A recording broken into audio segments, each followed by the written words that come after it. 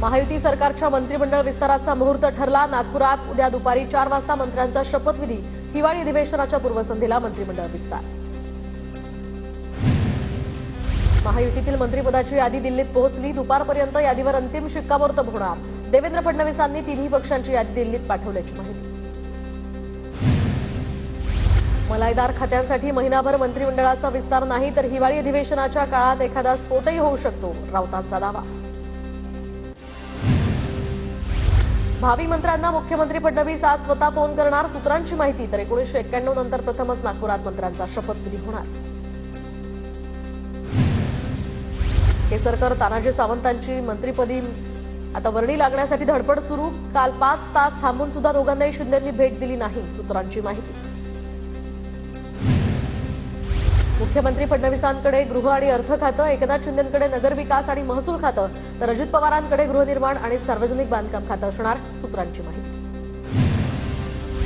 महायुतीतील काही नेत्यांना मंत्रिमंडळाऐवजी पक्ष संघटनेमध्ये जबाबदारी मिळण्याची शक्यता। भाजपकडून गिरीश महाजन आणि रवींद्र चव्हाण तर शिंदे गटाकडून संजय राठोड, तानाजी सावंत आणि केसरकरांना पक्ष संघटनेची जबाबदारी मिळणार असल्याची माहिती।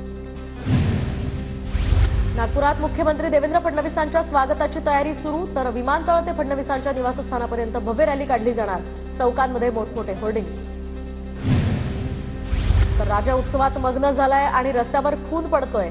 महायुतीमध्ये तिघच एकमेकांच्या फायली समोर आणतील, संजय राऊतांचा निशाणा।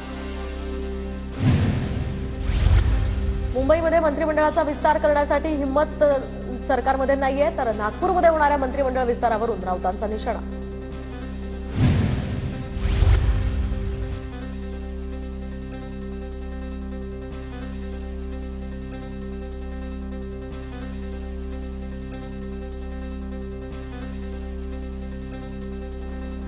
मलाईदार खात्यांसाठी महायुतीमध्ये सध्या प्रयत्न सुरू। मंत्रिमंडळ विस्तारावरून काँग्रेस प्रदेश अध्यक्ष नाना पटोलेंचा महायुतीवर निशाणा। शिवसेना आमदार संजय शिरसाट फडणवीसांच्या भेटीला। मंत्रिमंडळ विस्ताराच्या आधी फडणवीसांना भेटण्यासाठी सकाळपासूनच नेते सागर बंगल्यावर। मनसेचे माजी आमदार राजू पाटील फडणवीसांच्या भेटीला। राजू पाटील फडणवीसांच्या सागर बंगल्यावर। राजू पाटलांच्या भेटीचं कारण मात्र अस्पष्ट। मुंबईमध्ये मंत्रिमंडळाचा विस्तार करण्यासाठी हिम्मत सरकारमध्ये नाही। नागपुरात होणाऱ्या मंत्रिमंडळ विस्तारावरून राऊतांचा निशाणा।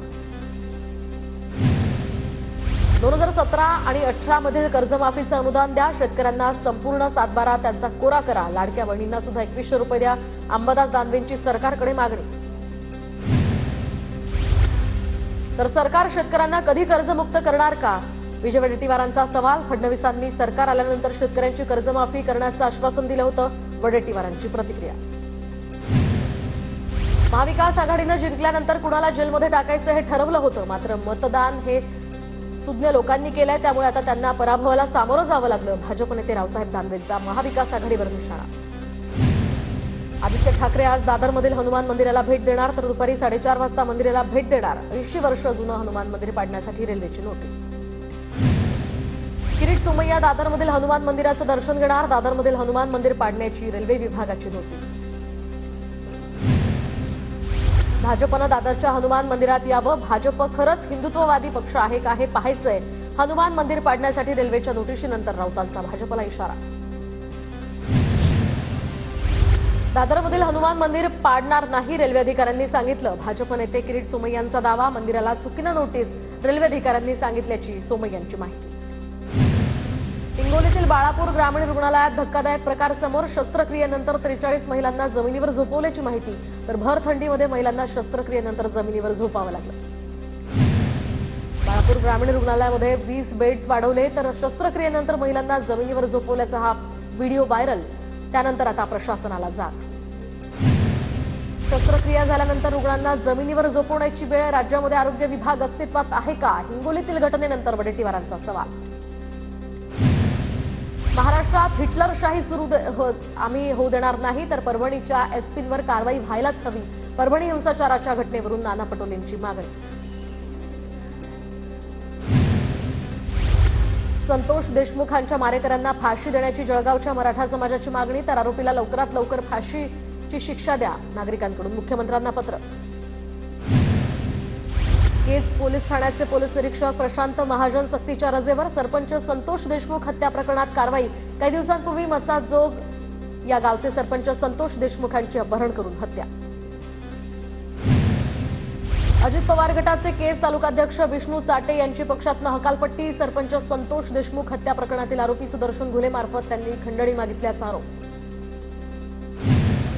नव्यानं पक्ष बांधणीची गरज. हायकमांड गांभीर्यानं विचार करतंय. भाजपची कुठलीही लाट नसताना काँग्रेसचे केवळ 16 आमदार आले. वडेट्टीवारांकडून चिंता व्यक्त. मसाजोग हत्या प्रकरणाचा तपास आता सीआयडी ऐवजी एसआयटी कडून करावा. मुख्यमंत्री फडणवीसांकडे पत्राद्वारे मागणी. आमदार सुरेश धस यांची मागणी. संतोष देशमुखांच्या हत्येनंतर धाराशिव पोलीसही अलर्ट मोडवर. पोलीस अधीक्षक संजय जाधवांची जिल्हाभरातील पवनचक्की कंपन्यांच्या प्रतिनिधींसोबत बैठक. मसाजोगचे सरपंच संतोष देशमुख यांची पवनचक्कीच्याच वादातनं झाली होती हत्या. नांदेडमध्ये अपहरण झालेल्या ठाकरे गटाचे शहर प्रमुख गौरव कोटगिरे यांची 4 तासांनंतर सुटका. गौरव कोटगिरेंना सुटकेनंतर पोलिसांशी त्यांनी साधला संपर्क. कोटगिरेंचं 7 ते 8 जणांनी केलं होतं अपहरण. अपहरण झालेल्या गौरव कोटगिरेंनी अज्ञाताविरोधात दिली तक्रार. अपहरणकर्त्यांनी धमकी दिल्याच्या विरोधात ही फिर्याद दिल्याची माहिती. उपमुख्यमंत्री अजित पवारांकडून बारामतीमधील विविध ठिकाणी विकास कामांची पाहणी. आमराई परिसरातील विकास कामांचा अजित पवारांकडून आढावा. रत्नागिरीच्या लांजा तालुक्यामधल्या व्यापारी महासंघाकडून आमदार किरण सामंतांचा सत्कार. लांजा राजापूरला स्मार्ट सिटी बनवण्याचं किरण सामंतांचं आश्वासन.